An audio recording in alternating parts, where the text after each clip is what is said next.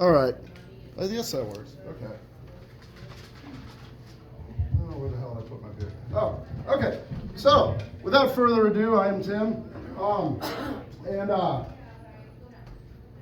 Really? Okay. So, a friend of mine recently told me I have imposter syndrome. And I just don't know. I don't know if I've earned it, you know? I don't know if I deserve to have that. Tell you one thing I do have, OCD.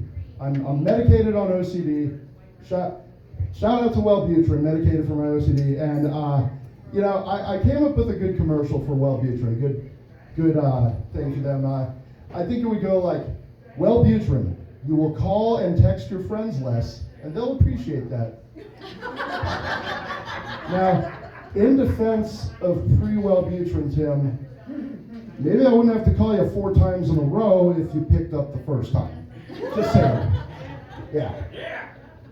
I'm also kind of OCD about food, I'm sure you can tell.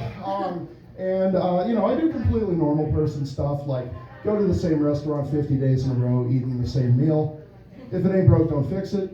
I've been doing that as far back as I can remember.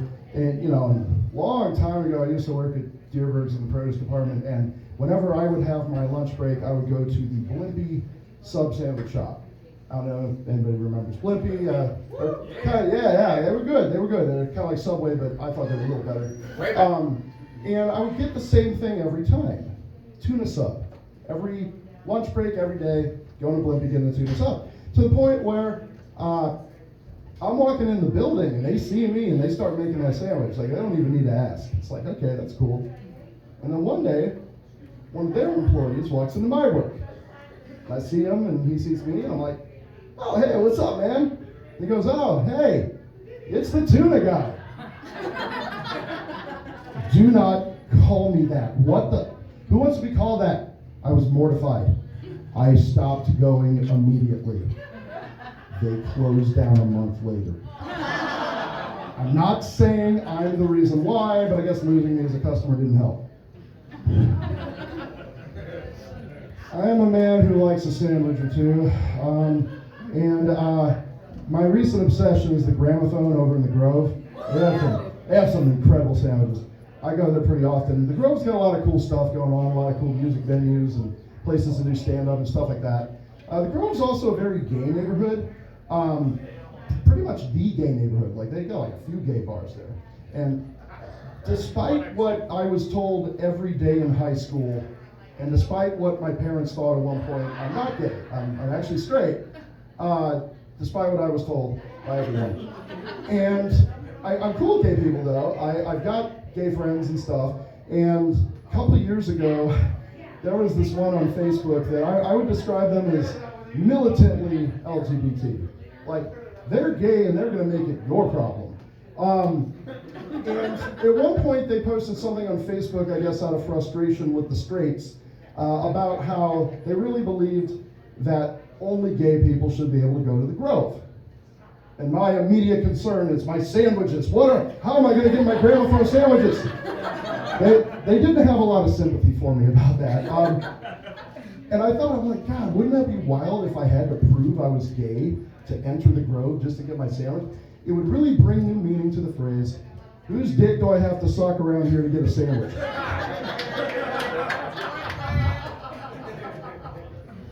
So I've been taking some medicine, it's been causing me some stomach issues, and it rhymes with Brozempic.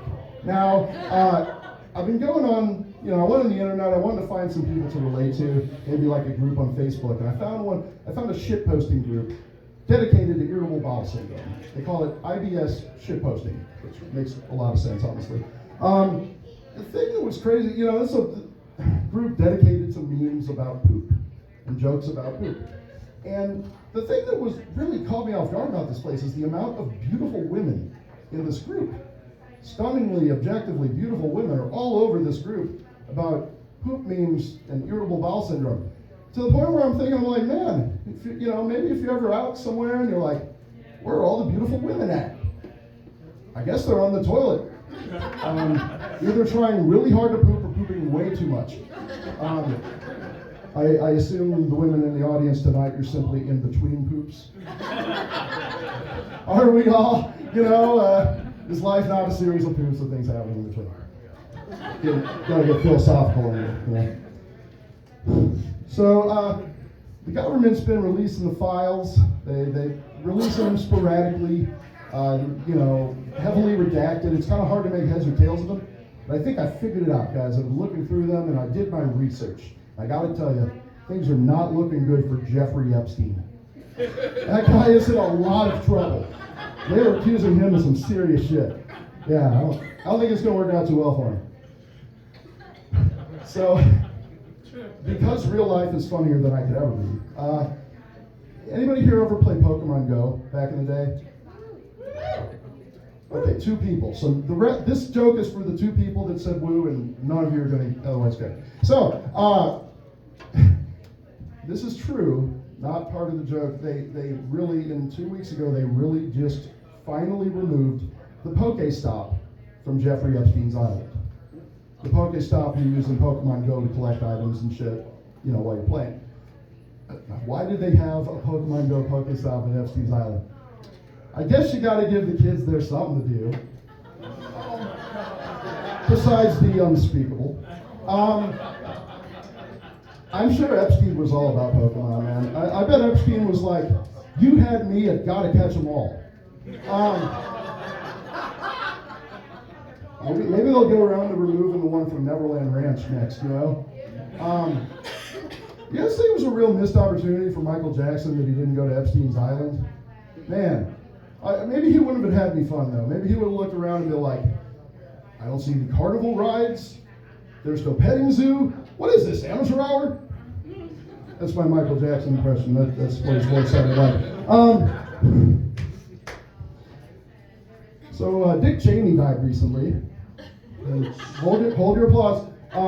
They had to put the flags at half staff when somebody important dies like that. And the thing that really gets me are the businesses that really want to virtue signal.